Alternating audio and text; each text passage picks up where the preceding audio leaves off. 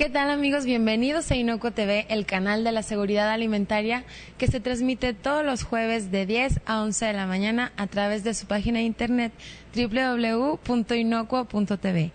Como les comentaba, este programa es dedicado al sector hortofrutícola principalmente, pero por supuesto sin dejar al lado a aquellas personas que, como todos nosotros, somos consumidores y también distribuidores, gente gubernamental, gente especialista del sector, etcétera. Entonces, es por eso que los invitamos a que nos vean semana a semana los jueves y que podamos comentar sobre temas de inocuidad, trazabilidad, calidad, sanidad, higiene, muchos temas que ustedes nos proponen y que nosotros aquí los tomamos mucho en cuenta para hablar en el programa, y que también los estamos invitando a que participen en nuestro chat.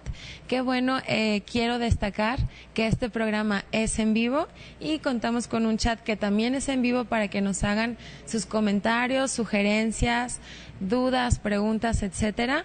Para nosotros son bien recibidas y bien importantes.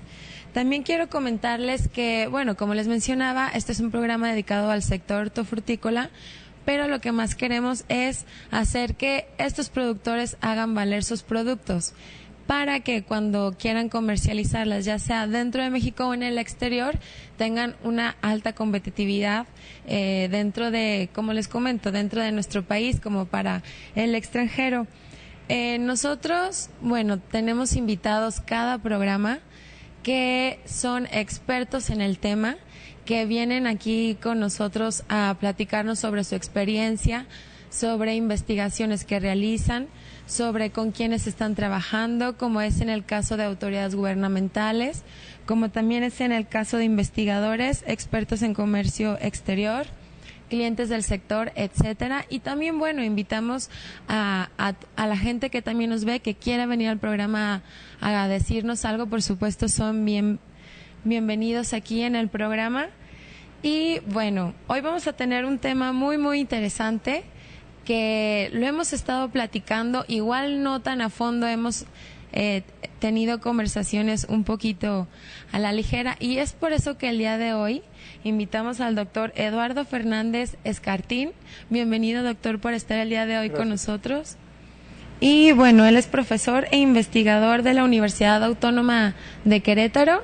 Y bueno, el tema de hoy, les comento, es prevención de riesgos microbianos asociados al consumo de frutas y hortalizas. Entonces, entrando en tema, primero que nada, ¿a qué nos referimos al decir riesgos microbianos? El término riesgo tiene una connotación de probabilidad. O sea, es cuantificable. Hay riesgos altos y riesgos discretos. De manera que el riesgo técnicamente es una medida de la probabilidad, vea usted, una medida de la probabilidad de que un individuo que se expone a un peligro se enferme. Uh-huh. Me explico, el peligro es la presencia de un agente patógeno en el alimento. Entonces, cuando consumimos un alimento que está contaminado, nos exponemos, y a eso se refiere. ¿Cuál es la probabilidad de que eso ocurra? Porque alguien puede pensar con que basta estar contaminado el alimento para causar enfermedad. Claro. Pero como no es el único factor que determina la enfermedad, entonces se mide en grado de probabilidad. Hay gente que se enferma y otra que no se enferma consumiendo exactamente lo mismo. Bueno, el otro aspecto del riesgo se refiere a la severidad. Algunos riesgos son muy severos, uh-huh. Las consecuencias se expresan de manera muy severa y en otros muy ligeramente. De modo que son dos características las que tiene el riesgo: probabilidad de enfermar tras de consumir un alimento contaminado y el grado de severidad que lleva esa enfermedad. Ese es riesgo. Entonces podremos decir que si corremos un riesgo, ¿puede ser sinónimo de enfermarnos? Riesgo de enfermar, probabilidad de enfermar. Okay. Mire, es como hablar del término posibilidad y probabilidad. Uh-huh. La posibilidad es algo que puede ocurrir y la probabilidad es la medida de que puede ocurrir. Usted puede decir, es posible que hoy llueva, pero uh-huh. Es poco probable. Uh-huh. Es una situación semejante.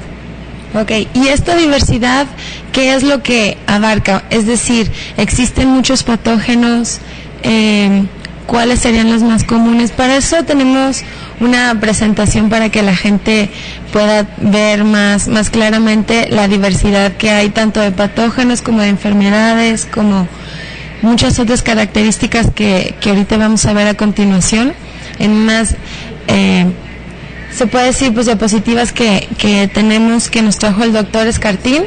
Pero por mientras vamos a hablar un poquito sobre todo esto, ¿a qué nos lleva? Porque finalmente todos somos consumidores, los productores, los comercializadores.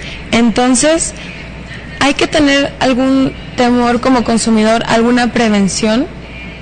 Sí, evidentemente, ante un riesgo cualquiera. Así es la vida.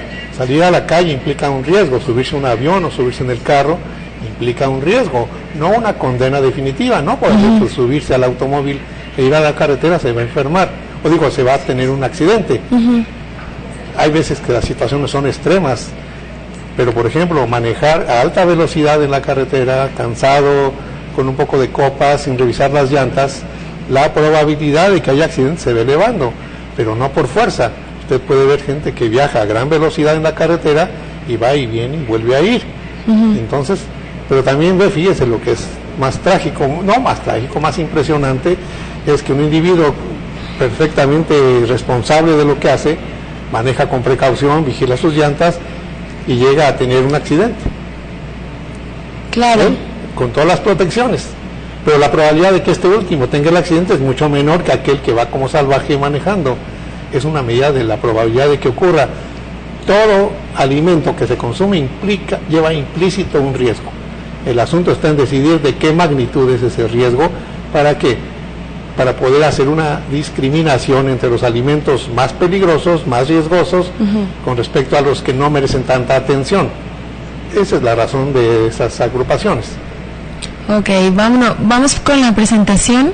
Ahí la tenemos que son... Aquí lo que tenemos es una presentación sobre la frecuencia con la cual ocurren enfermedades que se asocian al consumo de alimentos, y se puede ver muy claramente cómo, por ejemplo, en Estados Unidos parece increíble, ¿verdad? Pero según algunas estadísticas, tienen episodios o casos de enfermedad al año entre 6,5 y 33 millones. Otras personas estiman 76 millones de estos episodios al año en Estados Unidos. En Canadá son 2, en Australia 4,2, en México estimamos algo más, o aproximadamente 300 millones de episodios al año. 300 mil. Esto que está aquí es una estimación, por supuesto. Claro. No hay quien nos haya contado ni que nos vaya contando permanentemente. Pero vea usted lo que señala ahí al final. Quiere decir que entonces un episodio, un caso, un incidente de diarrea en Estados Unidos ocurre una vez para cada ciudadano cada 5 años. En México ocurren 2 o 3 cada año. La diferencia es muy grande. Claro. Pero no tenemos cifras confiables de eso. ¿Y a qué se deberá esto? Bueno, mire, como le digo, son estimaciones. Pero usted puede hacer una estimación si le pregunta a la población en general, a todos los grupos de población, con qué frecuencia tiene diarrea, que es la expresión más frecuente de la enfermedad por alimentos. No es la única. Y a veces hay enfermedades por alimentos que no cursan con diarrea. Usted va a encontrar respuestas entre 1, 2 o 3 al año, ¿no? ¿No le parece exagerada la cifra? Bueno, pues si somos 100 millones y ocurren 3 al año, pues son 300 millones, como aquí se está indicando. Esta situación está calculada de esta manera. La Secretaría de Salud registra los casos de diarrea, entendida como 3 episodios de cuadro de evacuación fluida por día. Alrededor de 5 a 6 millones. Eso es lo que reporta la Secretaría de Salud. ¿De dónde saca la cifra? Pues de lo que informan los médicos estudiantes que están en los medio rural, los hospitales, los centros de atención médica, y sumados en todo el año alcanzan cifras de 5 millones a 6 millones. Pero los expertos están de acuerdo que eso es un subregistro, porque no todo el mundo va a ver al médico cuando tiene diarrea. Y calculan las autoridades que es entre el 1 y 5%. Es decir, esa cifra representa el 1% de todos los casos reales. ¿Sí me explico? Sí. Bueno, entonces quiere decir que tenemos que agregar 2 ceros más a esas cifras. Pero no todos los cuadros diarreicos se asocian al consumo de alimentos. Hay gente que, por ejemplo, hace un berrinche gigantesco y hasta le causa diarrea. Eso no tiene que ver nada con los alimentos. De manera que si hace usted el ajuste de que el 50% son por alimentos, viene resultando la cifra que le acabo de dar, cercana a 250 millones de episodios. Un problema que en un país ocurre 250 millones de veces al año es un problema de salud pública desde el ángulo que se quiera contemplar. Pero, doctor Escartín, muchas veces cabe esto aclarar que no es tanto que venga como de los cultivos o que sea algo del área como de los productores, sino que también tiene que ver las amas de casa, la higiene que hay en los hogares o de los restaurantes también. Entonces son muchas las cuestiones que influyen para que ocurran también estas epidemias o estas enfermedades más bien. Quiero señalarle a usted que no son cifras relacionadas con frutas y hortalizas, sino por todo tipo de alimentos. Incluye la leche, los derivados, la carne, sus derivados, todo tipo de alimento. Están incluidas las frutas y hortalizas. Y tiene usted mucha razón cuando dice que no es imputable justamente al productor primario, sino que a lo largo de la cadena alimentaria, desde donde se cultivan los alimentos o se obtienen los productos de la pesca, y pasa por todos, el distribuidor, el bodeguero, el transportista, después el nuevo distribuidor, la fábrica que procesa, el restaurante que prepara, el hogar que prepara, hasta que lo sirven y lo consumen. En todos esos estadios puede ocurrir un incidente. En otras palabras, la empresa de frutas y hortalizas, que es muy escrupulosa para respetar las normas de manejo sanitario de los alimentos, su producto puede provocar un cuadro diarreico, pero su responsabilidad ha terminado en el momento que sale de sus controles el producto. Y si ahora un señor que vende fruta cortada en la banqueta, sin facilidades para la higiene, sin lavarse ni preparar el producto, prepara el alimento, lo consume una persona y se enferma, la verdad es que el empresario no tiene nada que ver con ese incidente. Claro. Así que tiene usted razón cuando dice que hay que considerar cada una de todas estas etapas, en donde en cualquiera de esas etapas puede ocurrir la violación que termina por configurar un peligro que se convierte en riesgo de enfermar cuando se consume. Y en este caso puede ser que de igual manera no se produzca alguna enfermedad, ¿no? Eso está muy bien. ¿Por qué consumir un alimento contaminado con un agente patógeno no por fuerza conduce a la enfermedad? ¿De dónde saco yo esa afirmación? Bueno, la saca cualquier persona, es su experiencia diaria. Esa misma persona, no digo cuál específicamente, pero cualquier gente puede en un momento dado de 2 de la tarde con un calor de los diablos y se siente muy mal, y ahí en la esquina donde está parado están vendiendo muy suculenta fruta partida, la sandía, y se ve seducida por el atractivo que tiene ese alimento y lo consume, y sin embargo no le ocurre nada, y lo está preparando un individuo que ni idea tiene de la higiene, ni facilidades para la higiene, y sin embargo no ocurre el problema. Es lo mismo que le decía yo al principio, el hecho de que el individuo que va manejando como un salvaje en la carretera vaya y regrese y no tenga un accidente, no significa que no deben por qué existir reglas de tráfico, de tránsito, ¿no? Ni vigilancia. Es un problema de riesgo, de probabilidad, y la probabilidad de enfermar no se limita a la presencia del patógeno en el alimento. Hay individuos más hipersensibles, hay individuos más resistentes, consumen más alimento, consumen menos alimento. No todas las fracciones del alimento que prepara el hombre del que hablo de la calle está contaminada, unas más que otras.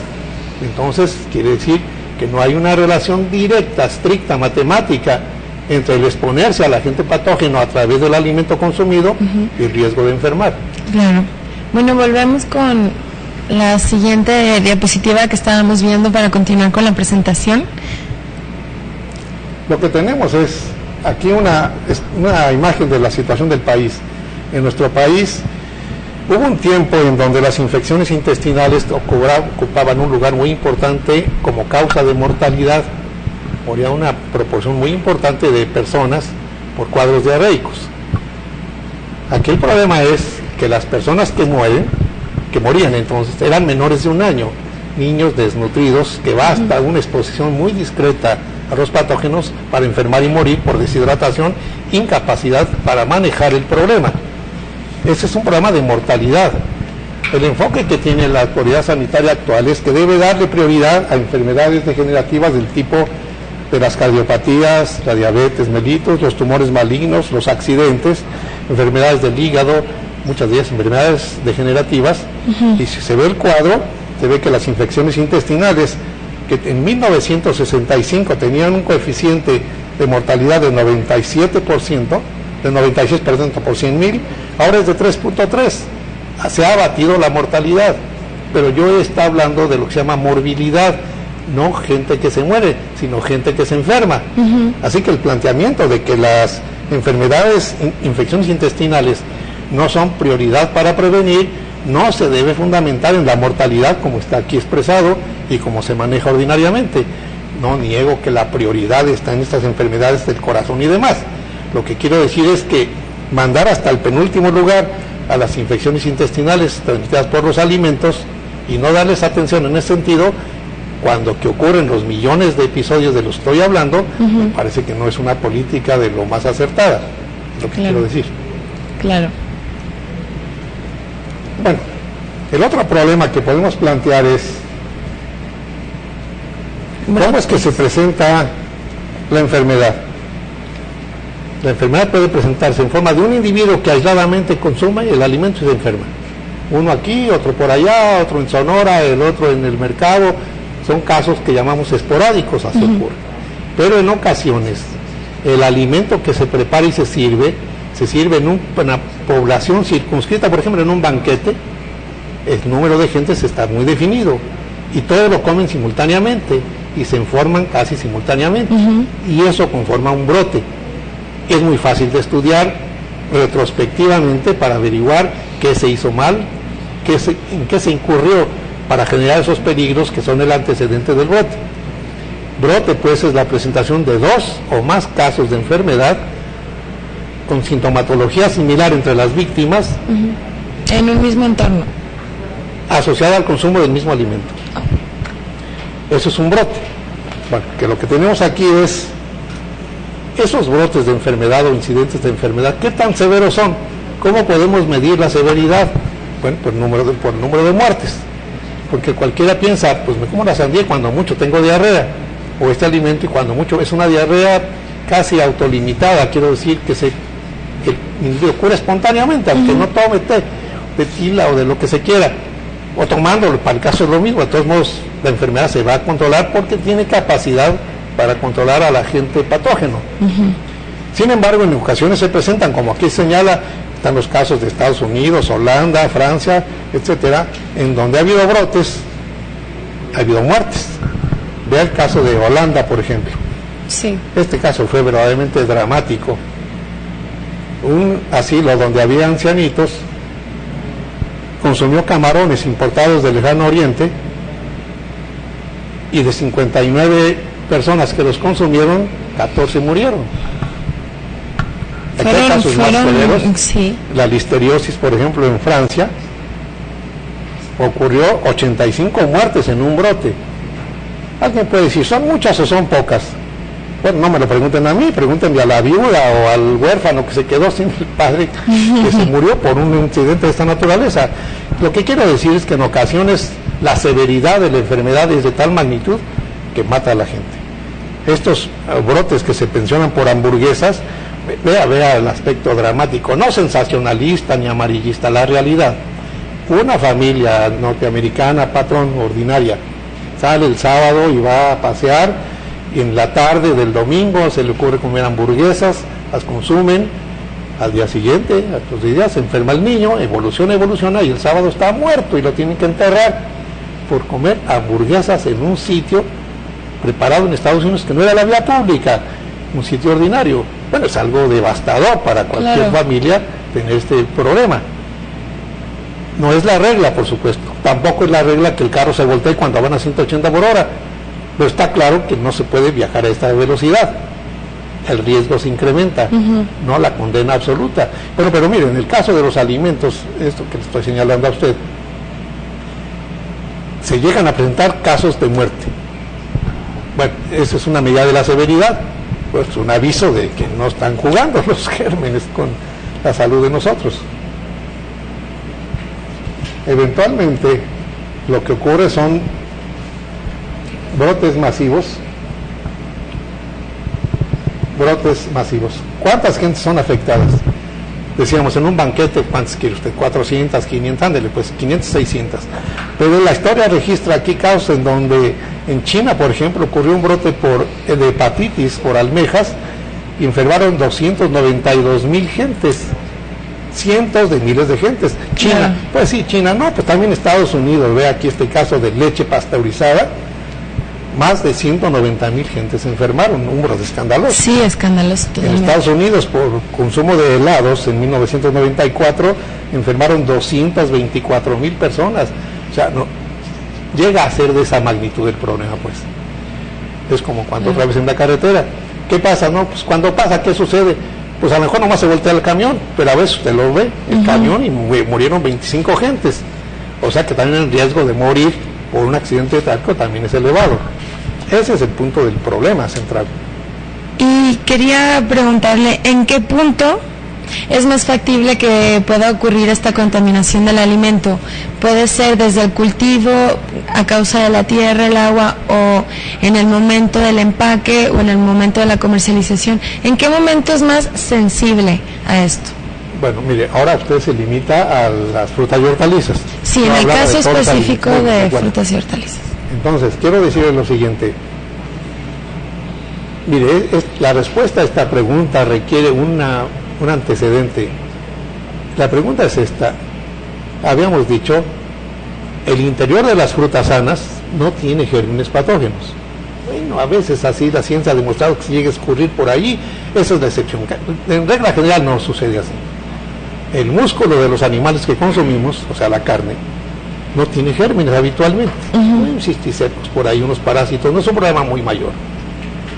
Pero cuando se consumen estos alimentos, la gente se enferma.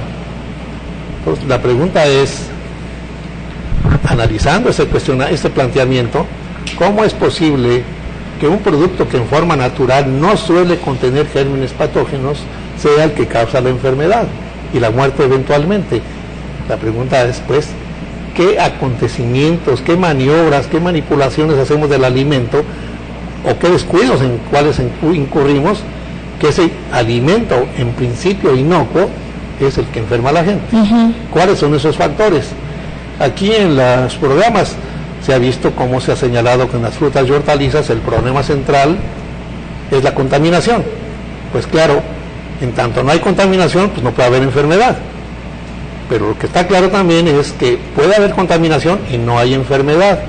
Y si se dan otros dos componentes más que ahora menciono, entonces el peligro pasa de estar contaminado a ser verdaderamente peligroso.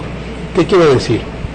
Que esa contaminación, vuelvo al ejemplo del hombre que prepara sandía en la vía pública, o mangos, rebanados, lo que se quiera.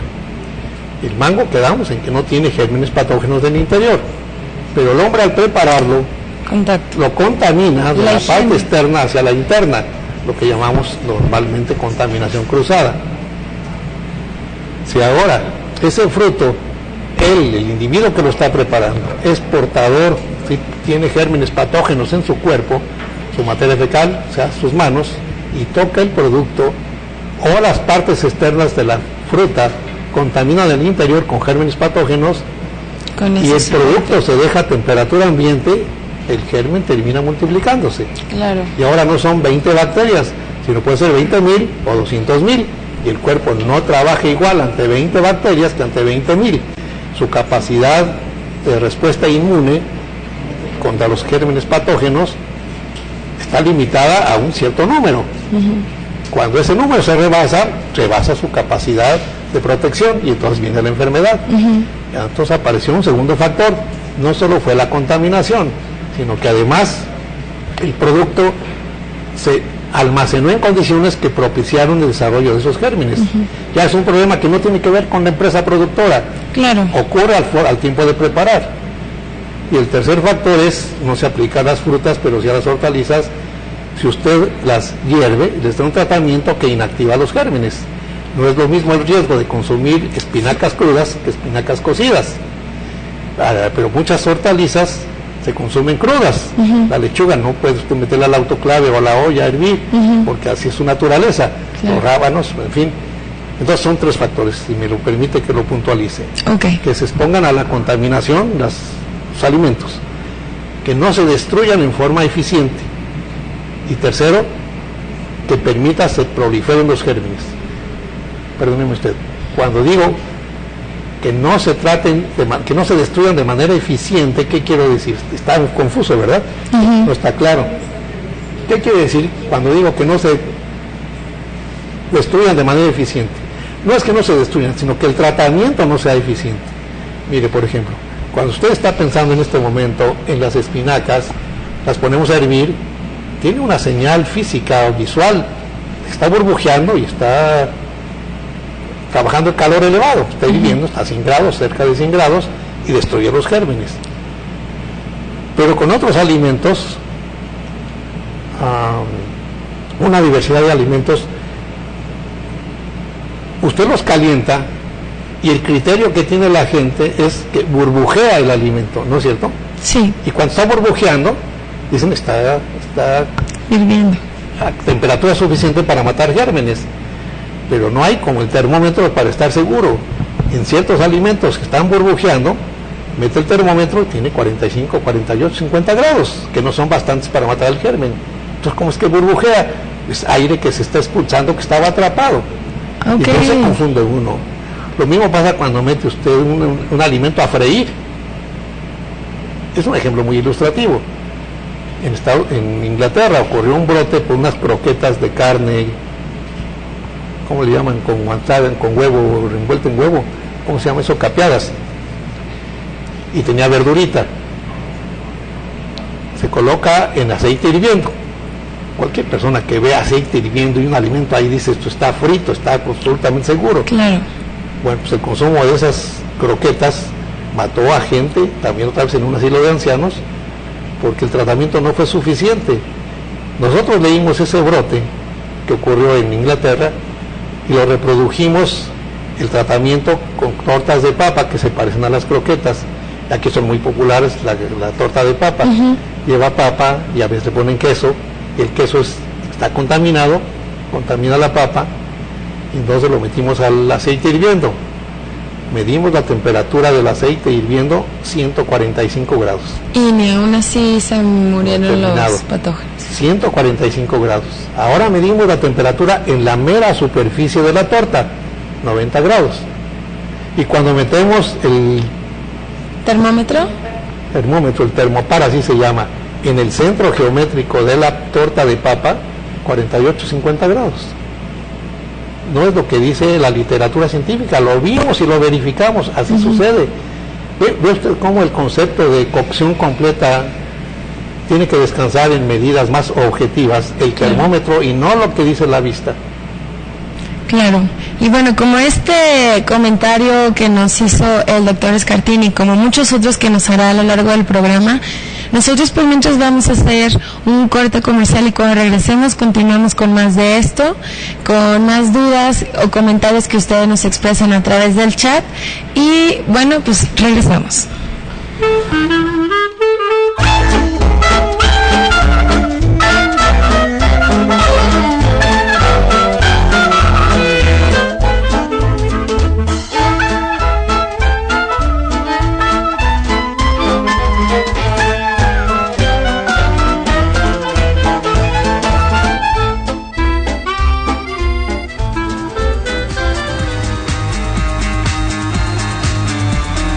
Cominser, abriendo mercados internacionales. Actualmente, debido a la globalización, las compañías buscan optimizar sus operaciones al máximo, retener a sus clientes e incrementar sus utilidades a través de la utilización de herramientas de tecnología de información. Cominser es una empresa dedicada específicamente a cubrir las necesidades de administración en el sector agrícola, facilitando así la apertura a mercados internacionales más exigentes. La principal solución está destinada a la trazabilidad. ¿Qué se entiende por trazabilidad? De acuerdo con el artículo 18 del reglamento número 178/2002 del Parlamento Europeo y del Consejo del 28 de enero del 2002, la trazabilidad es la posibilidad de encontrar y seguir el rastro a través de todas las etapas de producción, transformación y distribución de un alimento, un pienso, un animal destinado a la producción de alimentos o una sustancia destinados a ser incorporados en alimentos o piensos o con probabilidad de serlo. La trazabilidad y rastreabilidad son el componente fundamental de los mecanismos de garantía sanitaria.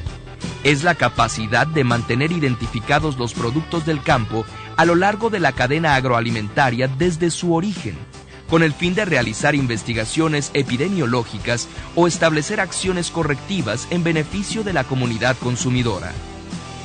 La aplicación del sistema de trazabilidad presenta amplias ventajas a toda la cadena agroalimentaria. Para los productores representa, además de la seguridad alimentaria, posicionamiento en nuevos mercados, ganando la confianza de los consumidores y por consecuencia grandes beneficios económicos, fortaleciendo también a los operadores económicos y la administración. La disponibilidad de la información oportuna permite fortalecer la competitividad de los productores. Y para lograr esto, es importante la adopción de herramientas de información. Trazabilidad es sinónimo de calidad, seguridad, confiabilidad y mayores ingresos.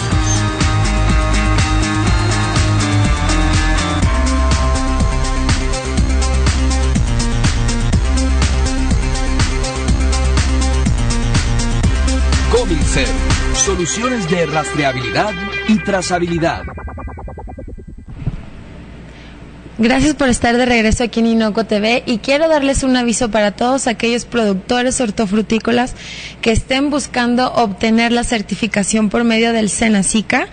Entonces quiero decirles que el CESAVEJAL ofrece todos estos ayudas, comentarios o también cualquier cosa de aclaraciones hacia todos ustedes productores hortofrutícolas y los inviten a que también traten de realizar esta certificación y es por eso que los invita a que visiten su página de internet www.cesavejal.org.mx o bien que escriban un correo electrónico a la página de internet cesavejal@cesavejal.org.mx. Bueno, pues ya saben, aquellos productores que estén buscando esta certificación del Senacica, ya saben a dónde recurrir y bueno, también los invitamos a que escriban algún correo o visiten la página de internet.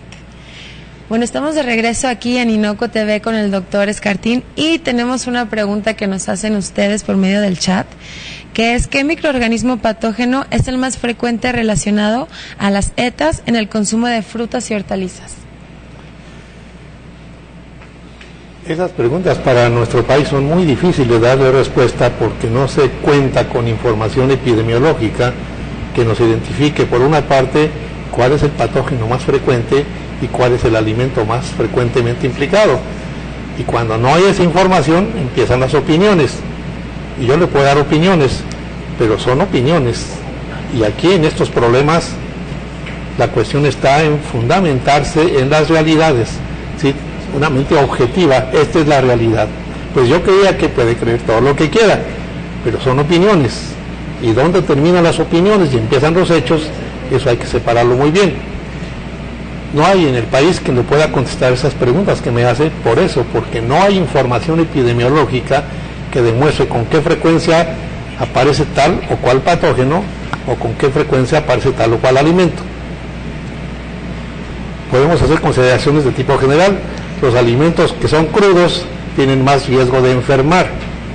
La espinaca cruda pues es más probable que enferme que la espinaca cocida o enlatada.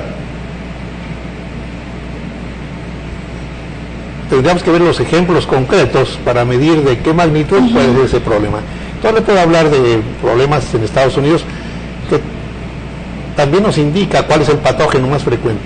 Pero mira, aquí lo que importa subrayar es que en ausencia de esa información, careciendo de esa información, me pregunto sobre qué bases se establecen las prioridades para prevenir. Mientras no sepa la naturaleza del enemigo con el que voy a batallar, pues entonces a dónde estoy disparando los tiros que pretenden acabar con ese problema. Mientras no tengamos esa información epidemiológica y la información científica disponible para conocer por qué pierde la inocuidad o por qué adquiere la inocuidad un alimento, o la peligrosidad, perdón, mientras no conozco los antecedentes, los determinantes del problema, ¿cómo puedo proponer una solución? Si quiero combatir la delincuencia, no es cuestión de cárceles y persecuciones, que no digo que no se haga, pero para de verdad enfrentar el problema necesito saber qué es lo que determina que la gente se vuelva delincuente, porque no hay un gene que lo haga desde que nace delincuente. Claro. Algo ocurre en la sociedad que empuja a la gente a la delincuencia. En la medida en que analizamos cuáles son esos determinantes de cambio que se van dando y que empujan a los individuos hacia la delincuencia, dígame usted con qué consistencia puede proponer medidas de prevención. No funciona. Ok, bueno, y también nos habíamos quedado hace unos momentos hablando sobre lo que son las complicaciones y los costos que esto representa para el mundo también, ¿no? No tan solo para México también es uno de los países que tienen un alto grado de problemas en estos aspectos, pero también es importante saber cuáles son las complicaciones y los costos que esto representa. Bueno, estamos hablando de cuadro diarreico, ¿se acuerda usted? Como una expresión del daño que causa el consumo de frutas y hortalizas contaminadas.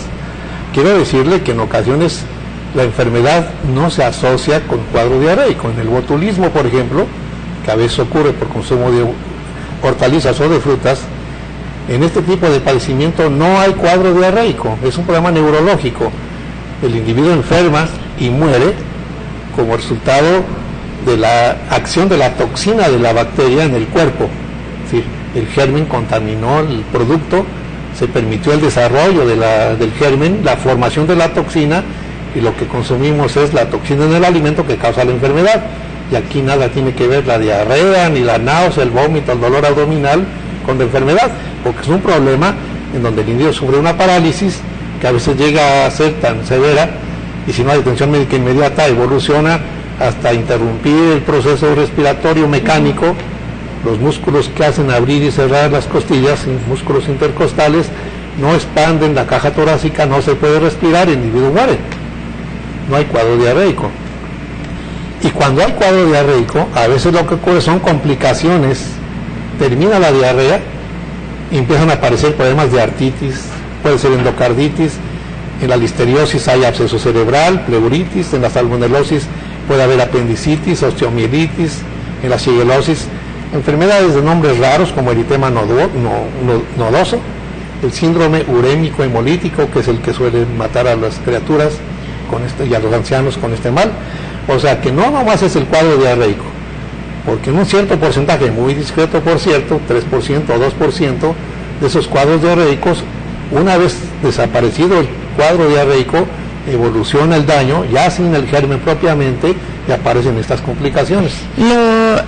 En nuestro organismo lo que más se ve afectado es todo lo que es intestinal y cerebral, o también es... En las diarreas es el aparato digestivo, a veces el estómago con una gastritis, generalmente una enteritis, una inflamación del intestino con respuesta, diarrea, cuadro diarreico, se deja evolucionar, el germen invade, rompe ahí la pared celular, se rompen los vasos sanguíneos, sale sangre y moco, pero es el tubo digestivo o el hígado en el caso de la hepatitis. Y en el caso de, por ejemplo, alguna salmonela. Y la salmonela va desde un cuadro autolimitado de diarrea que ni antibiótico necesita, es más, está contraindicado, y en unos días el individuo cura espontáneamente. Fíjense que hay ocasiones en que incluso el individuo se infecta pero no se enferma, es decir, el germen ingresa al cuerpo, el germen se multiplica en el intestino, pero no hay sintomatología, nada. ¿Y cómo sabemos que está el germen? Si analizamos la materia fecal, aparece el germen. O sea, hay una infección asintomática, el individuo no enferma. Perdón, ¿la pregunta era? No, nada más era que ¿qué áreas de nuestro cuerpo es lo que más se ven afectadas? El cuadro del tubo digestivo, la mayoría de las veces, pero no se limita a eso, es lo que quiero decir. Ok. Me hacía usted la pregunta en relación con los costos. Los costos también. Mire, le muestro algunos datos que hay allí. Otra vez, para Canadá, por ejemplo, el costo anual por problemas derivados de las enfermedades por consumo de alimentos microbianas es de 1.300 millones de dólares al año. En Estados Unidos, 8.400 millones. Es una gran cantidad de dinero. Claro. De 8.400 a 35.000 millones de dólares de pérdidas. En Inglaterra, cifras semejantes de millones de dólares. ¿De dónde sale tanto costo? Bueno, sale de decomisos que hay del producto, cierre de la fábrica, pérdida de los empleos, indemnizaciones, y ya sabe cómo son esos países que la vida tiene un precio para ellos, los seguros. Morirse de esto cuesta tanto. Pues entonces, por eso, cuando hay muertes y demás, y le agregamos los costos de los que le acabo de mencionar, atención médica y todo aquello, las cifras alcanzan estos volúmenes, o sea, es un escándalo. Mire, aquí tengo en esta otra transparencia lo que cuesta un solo brote, uno por chocolate que ocurrió en Canadá, afectó a 200 personas y el costo fue de 62 millones de dólares. La empresa quebró, por supuesto. Pero aquí tiene otro, por si fuera poco, que es atún en Estados Unidos, en 1963 de botulismo, 164 millones de dólares fueron las pérdidas, por las muertes que le digo y todo aquello. O sea que tenemos varios problemas. Uno es la enfermedad propiamente, la morbilidad. Otro, las muertes que ocurren. El otro es las complicaciones de la enfermedad. Y el otro problema es el costo económico. Esto ocurre lo mismo con frutas y hortalizas que con otros grupos de alimentos. Claro, de verdad da miedo de una cifra tan alta. Esa es la realidad. Sí, y en el caso más específico sobre las frutas y hortalizas, ¿cuáles serían los posibles agentes contaminantes de los cuales los productores tienen que estar prevenidos y tienen que tener más atención? Sí, mire, desde luego son los gérmenes intestinales, sean bacterias, sean virus o sean parásitos. Parásitos como las amibas, por ejemplo, o virus, como hay uno que se llama norovirus, que es la causa principal de diarreas en Estados Unidos, pero por mucho rato. Y las bacterias como las que usted mencionaba, la salmonella, el campylobacter, que son las bacterias que suelen asociarse a los brotes de cantaloupe, de melón y de jitomate y de espinacas. Esos son los gérmenes más frecuentes. Y el Escherichia coli, hay otro tipo de hortalizas son hortalizas, como los germinados de semillas, germinados de alfalfa y de soya y esos que se conocen. Y han provocado enfermedad en Europa y en Estados Unidos, también por gérmenes parecidos. La misma listeriosis es un problema mayor, pero la listeriosis no es ninguna broma, es una enfermedad con muy baja presencia en los individuos. Pero cuando se presenta, la mortalidad es muy elevada, la letalidad, mueren muchos, se enferman pocos, pero se mueren muchos de esos pocos. ¿Y cuál sería el medio por el cual se podría contaminar un cultivo? Bueno, estos mecanismos, pues tenemos que entender la fuente de contaminación y el mecanismo de la contaminación. Mire, esto es importante. El individuo puede ser una fuente de contaminación en el sentido de que alberga en su intestino gérmenes patógenos. El individuo puede estar asintomático, ¿me explico? No muestra signos de enfermedad, no tiene fiebre, ni diarrea, ni nada por el estilo. Pero está infectado.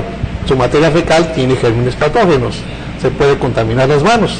Y las manos contaminadas pueden contaminar las hortalizas al cosecharlas o hacer cualquier maniobra, empacado o lo que fuera. Entonces aquí lo que tenemos es la fuente de contaminación, que es el trabajador del campo, y el mecanismo es la materia fecal a las manos y las manos al manejar la fruta. El agua, que es para los Estados Unidos la causa principal de aquí, porque la idea es que el agua de México es de muy mala calidad. La verdad es que ha evolucionado la producción agrícola, en especial la de las grandes empresas, de manera que el control de la calidad del agua es de gran nivel, especialmente en las certificadas.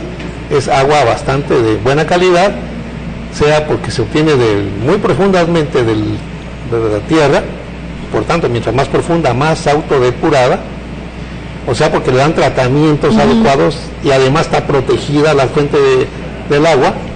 Entonces el agua es de buena calidad, pero es una fuente potencial de contaminación. porque ese es un extremo, pero el otro extremo es tomar aguas residuales sin tratar para riego, pero eso ya es bastante cosa del pasado, está muy limitada. A veces la maquinaria que utilizan para pelar, para cortar, para empacar, y entonces los gérmenes que son, pues, también ellos buscan su forma de sobrevivir, recurren a varios recursos para poder persistir. Entonces las bacterias que están en el agua, en el material que va a contaminar, se adhieren a la superficie del equipo, se les dan facilidades, ahora se multiplican, colonizan esa parte de la maquinaria y forman lo que llamamos películas. Y en esas películas muy bien estructuradas que están, los gérmenes están muy protegidos y están contaminando al material que está pasando a través de ellos. Claro. Son fuentes de contaminación importante. Agréguele la fauna, sea silvestre o sea doméstica o de explotación, que hay en el campo, es otra huella importante de contaminación. Y también los fertilizantes. ¿No? Los fertilizantes podrían ser. El agua de los fertilizantes, el agua usada para disolver y distribuir el fertilizante, si es de mala calidad, es la misma situación. ¿Existe algún alimento que sea más peligroso o más sensible a otro? ¿Sensible a qué, perdón? Sensible a que pueda adquirir patógenos más fácilmente. ¿El alimento? Sí. Pues, bueno, desde luego los que se cultivan en la tierra, las zanahorias, las hortalizas que están en la tierra directamente. Mire, imagínense, siembra a campo abierto, ¿no? Puede proteger contra los animales que están en el entorno a través de mallas o de alambradas o de muros o de lo que quiera. Lo que no puede contener son las aves que andan volando y se posan ahí y defecan, por supuesto. Esas aves pueden ser portadoras de gérmenes patógenos para el hombre, los pajaritos y las gaviotas y esos aves. De modo que los que están en contacto con la tierra, se producen en contacto con la tierra, son evidentemente más riesgosos que aquellos que se cultivan en un invernadero cerrado, hidropónico. Entonces la probabilidad de contaminación es muy reducida. Este tipo de productos, de hortalizas, está mucho más protegido que cualquier otro, pero no exento totalmente de riesgo. Bueno, pues ya nos llegaron varias preguntas por parte del público que nos está viendo a través del chat. Y bueno, una de ellas ¿es posible implementar un sistema HACCP en una empacadora o campo de cultivo de frutas y hortalizas? Sí, es posible y se recomienda que se hagan ese tipo de sistemas y se apliquen. Aquí el problema es que no hay un punto terminal definitivo que resuelva el problema, en el sentido de que elimine totalmente la contaminación peligrosa. Mire, le pongo el ejemplo de la leche. La leche la produce la vaca, pero si la vaca es portadora sin enfermedad de ciertos gérmenes, la leche que expulsa tiene gérmenes patógenos. Consumir leche cruda es un riesgo mayor. Hay que tomarla pasteurizada. ¿Y por qué pasteurizada? Porque la pasteurización está diseñada de tal manera que inactiva en forma segura a los patógenos que puedan estar presentes. Y entonces usted puede asegurar la inocuidad de la leche cuando garantiza que la pasteurización fue completa. Ese tratamiento terminal de muerte microbiana no se da, por mucho cuidado que tenga la empresa, en el caso de las hortalizas y frutas, porque no aplica un tratamiento final, no aplica calor o radiaciones o cualquier otro tratamiento que le asegure de forma definitiva que cualquier forma viva ha sido activa. Si ese producto se irradia, se cuece, le da tratamiento térmico, entonces es otra cuestión. Pero usted me habla como etapa final el empacado de esos productos que no han recibido esos tratamientos. Allí lo que hace es reducir a su mínima expresión la probabilidad de que haya un patógeno, que ya es bastante aportación. Claro, entonces puede ser algo que contribuya a la inocuidad. Pero contribuye muy significativamente. Ok. Otra pregunta es, ¿qué laboratorios son más confiables para el análisis microbiológico del agua? ¿Y por qué no se investiga de rutina salmonela? Son dos preguntas. Mire usted, a veces no es el problema de la eficiencia de la técnica analítica, sino, fíjese bien, la idoneidad de la muestra que va a analizar. A usted no le interesa conocer la composición microbiológica del agua que recibe en el laboratorio, no sirve para nada. Lo que quiere es de información para, sobre esa base, conocer la calidad del agua que está utilizando. Tiene que ser representativa de esa agua. Y contaminación con la que ocurre en el agua no está ocurriendo en cada mililitro de agua que está corriendo por el río o por el estanque. ¿Sí me explico? Sí. Yo les digo a mis alumnos, contamina cuando se contamina, no cuando yo quiero para poderlo detectar. Así que solamente por excepción la contaminación, y por un tiempo corto, es continua. Pero imagínense un trabajador, ¿cuándo la contamina? Pues cuando él está contaminado, para empezar, cuando toca el producto. Los que no tocan no los contamina, pero estos contaminados al contacto con el otro podía contaminarse. Y por eso los botes no son de miles y miles de consumidores, sino de decenas, cuando muchos cientos, eventualmente miles, pero nada más. Entonces la contaminación es esporádica. Y en el análisis del agua, lo que usted, o cualquier otro producto, lo que usted quiere conocer es la probabilidad o la frecuencia con la cual están los patógenos. ¿Sí me explico? Y entonces, ¿qué es lo que ocurre? Que la probabilidad de que recoja porciones de alimento o de agua que no están contaminados es muy alta. Si usted detecta en el análisis el patógeno, resolvió el problema. Eso no puede ser consumido. Pero el resultado negativo no significa que está protegido de contaminación, que no existe la contaminación. Simplemente, como dijo el doctor Castillo, que la porción que analizó no estaba contaminada, pero de lo demás no sé. ¿Ve usted el problema? Entonces, el problema no es tanto de laboratorio. Los laboratorios comerciales, pues la verdad no quiere uno decirlo, pero sucede. Ellos reciben la muestra y analizan y reportan, como si fuera un laboratorio clínico. Va usted al laboratorio, le hacen la sangre, ¿y ahora qué hago? Pues vaya con el médico, porque quién sabe qué quiere decir eso. ¿Sí, usted? Aquí no. Claro. Aquí, si no conoce y ha seleccionado adecuadamente la muestra, le va a dar muy poca información. Ok. ¿Cuántas ppm son recomendadas de cloro para desinfección de fruta y cuántas en el lavado? El estándar son 200 partes por millón. 200. Tiene que subirle cuando están las cosas no adecuadas. Le quiero decir que el agua y la fruta tienen que estar limpias antes de desinfectar. La suciedad no deja trabajar a los germicidas. Entonces, si no hace un tratamiento previo de aseo, de higiene, de limpieza, el germicida no va a trabajar. Entonces, en ocasiones se necesitan concentraciones todavía mayores, lo que llaman hipercloración. Fíjese usted, se han llegado a utilizar 2000 partes por millón para desinfectar las semillitas con las que se hacen los germinados de semillas. Y aunque disminuye usted notablemente la carga de gérmenes, nunca garantiza la extinción total. De tal manera que con unos poquitos sobrevivientes que haya, al germinar, se multiplican ahí y otra desaparecen. Ok. Y bueno, como hace ratito estábamos hablando de lo que son la implementación del HACCP, ¿qué tanto ayuda en la inocuidad? Nos llegó otra pregunta que dice... Perdón, creo, si quedó claro, cuando me pregunta usted si se puede implementar o no, yo le contesto a usted que eso contribuye a disminuir notablemente los peligros, pero no los puede cancelar totalmente porque es un producto crudo que no recibe un tratamiento absolutamente seguro de destrucción de los gérmenes.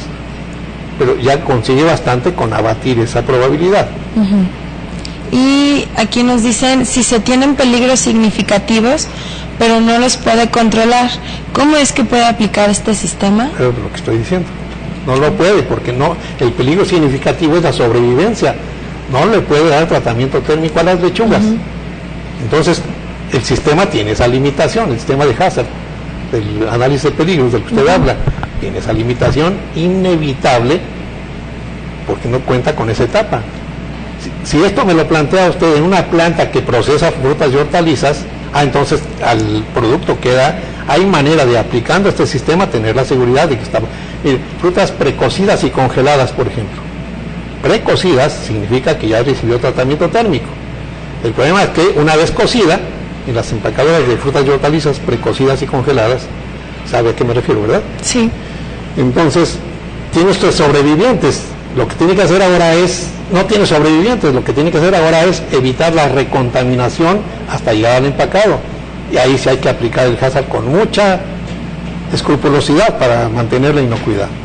Claro, como también que mencionan que no es suficiente el refrigerar las frutas o hortalizas durante el transporte, eso no garantiza totalmente. No solo garantiza. Mire esa bacteria diabólica de la que le hablé hace un momento, la Listeria monocytogenes, es capaz de desarrollar en refrigeración a 0 grados, a 2 grados, a 2 grados. Con ese frío extremo le da tiempo bastante y se multiplica. Ok, una pregunta muy importante también para el programa que no la hemos tocado tan a fondo ahorita, pero quiero decir antes de que se acabe el programa es: los programas que llevan a cabo las autoridades sanitarias se ajustan a estos enfoques que hemos estado hablando. A ver, quisiera que puntualizáramos. ¿Se está refiriendo a las frutas y hortalizas o a los alimentos en general? Frutas y hortalizas específicamente, pero sí también hablamos sobre alimentos. Pues en el campo esa tarea le corresponde a Senacica, es un problema a Senacica. Y lo que hace es lo que se puede hacer, o sea, capacitar gente que certifique la idoneidad de esas empresas para producir alimentos inocuos y responder a las presiones de los importadores y por convicción propia. Ese programa que está ahí es excepcional en el país.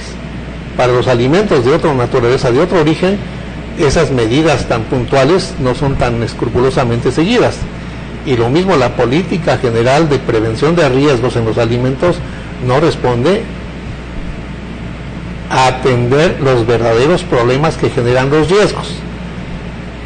Si hay oportunidad de otra sesión, porque ya se acabó el tiempo, puedo explicar en detalle lo que significa esto, porque es muy significativo, muy trascendente. Bueno, y por último, la pregunta: ¿qué se necesitaría en términos de investigación para reducir al máximo los riesgos relacionados con la contaminación? Contaminación y sobrevivencia y desarrollo. Mire usted, casi le contesto con, parece una grosería, pero es aplicar los productos de la investigación. Aquí en el país la investigación a veces anda por allá en la academia, en el campo científico, y por acá están los alimentos y la producción. Y entonces la desconexión es tal que tienen muy pocos beneficios esos hallazgos. En países más maduros en ese sentido, en cuanto se genera información significativa, esta información científica inmediatamente entra a instrumentar acciones de prevención. Investigar el producto de esa investigación se incorpora a la tecnología para producir buenos alimentos. Pero aquí nosotros hemos hecho, y otras instituciones, investigación sobre productos como el queso Oaxaca, que no se pasteuriza, pero se malaxa para prepararlo y demás. Y la pregunta es: ¿ese malaxado es suficiente para sustituir a la pasteurización? Bueno, hacemos el estudio, se genera la información y se queda en mi laboratorio porque nadie quiere utilizarla, no le interesa usarla, o no tiene por qué utilizarlo, lo que usted quiera, pero no se aplica. Entonces la pregunta más bien es: ¿por qué se da esa desconexión entre promover la investigación, obtener productos de la investigación y no aplicarlas a la vida cotidiana, industrial y propia de las gentes? Y bueno, alcanzamos a hacer una última pregunta. Basados en brotes en el extranjero asociadas a productos mexicanos, ¿no se podría hacer una suposición un poco cercana acerca de cuáles son los patógenos de mayor peligro? Pues sí, no nos queda más remedio a especular, es lo que le decía yo a usted. Pues sí, y entonces yo le digo a usted, pero no hago más que transferir esa información para acá con las reservas del caso. Y entonces yo diría, los norovirus son muy importantes, la salmonelosis es muy importante, la campilobacteriosis también, y la listeriosis es un misterio, porque tenemos mucho menos información en ese sentido.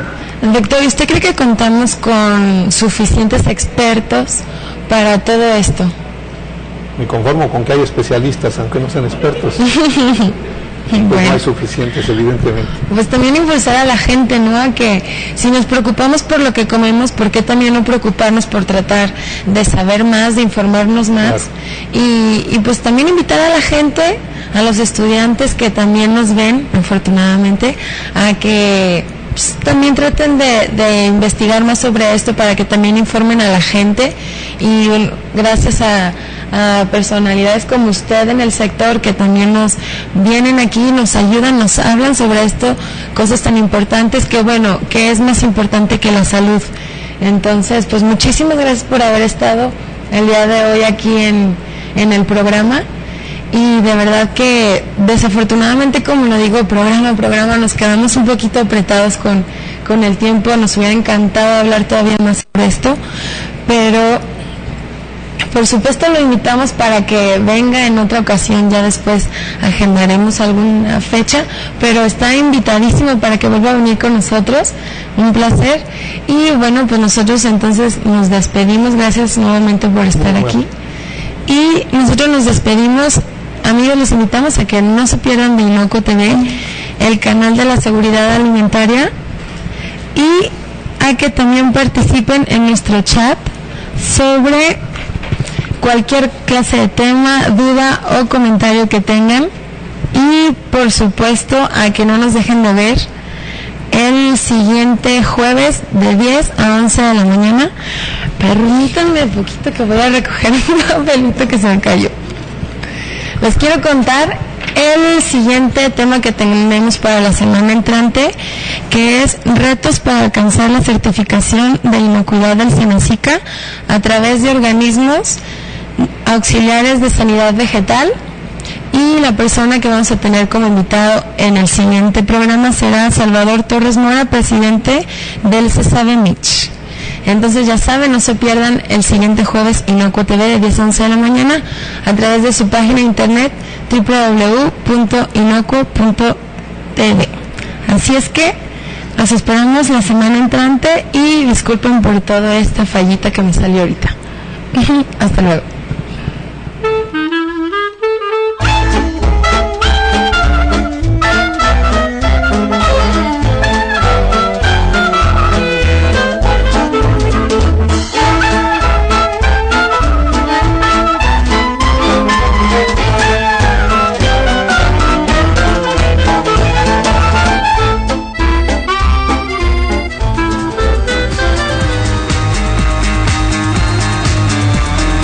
Comincer, abriendo mercados internacionales.